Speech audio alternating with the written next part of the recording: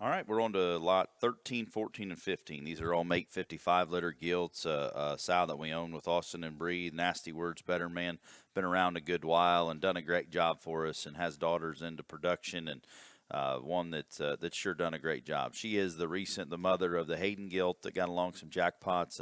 Won her class there at Indiana and had a marsh bear a couple years ago that won a bunch of jackpots and just one that always hits a lick. And we decided to offer the gilts here in this setting, and we're pretty excited about these gilts. All a little different in their types and kinds. Side by the doing this boar, the burger boar I've talked about that we did not sell semen on until now, that we bought in partnership with Kilmer and Berger kept in on him. We've got about 20 litters of them, and darn sure glad we did. We've used him again, adding that burliness and stoutness, center body, and dimension we needed in some of our sows and the boar that we think needs to be on the short list for darn sure.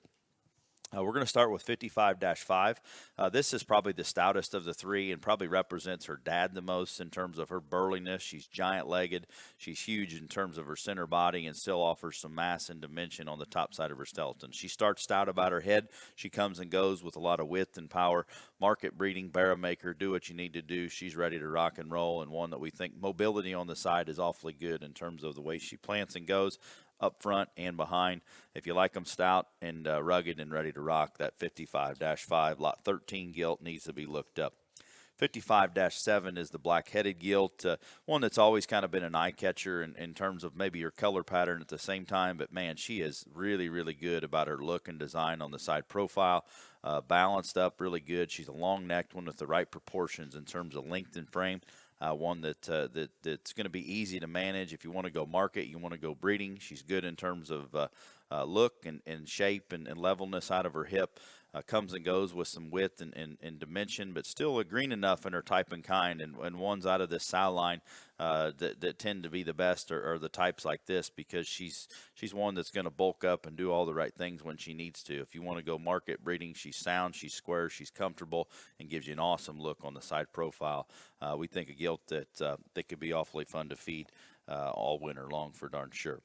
Lot 15 is 55-8, and honestly, this one here is probably the wildest one in the litter, no question, but one of the wildest ones in the barn, because she is uniquely looking on the side profile, and mobility and the way her arm works and her hind leg works is incredible, because she'll never be called unsound because she can plant and go.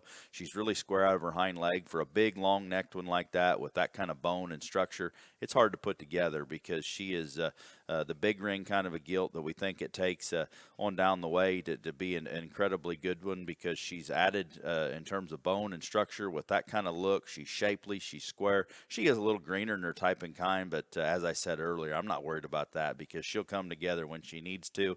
And with all those extras, when she hits the ring with that length of neck and that mobility, she's one that's going to stay together and be awfully good to breed and have some resale value if that's your option on down the way.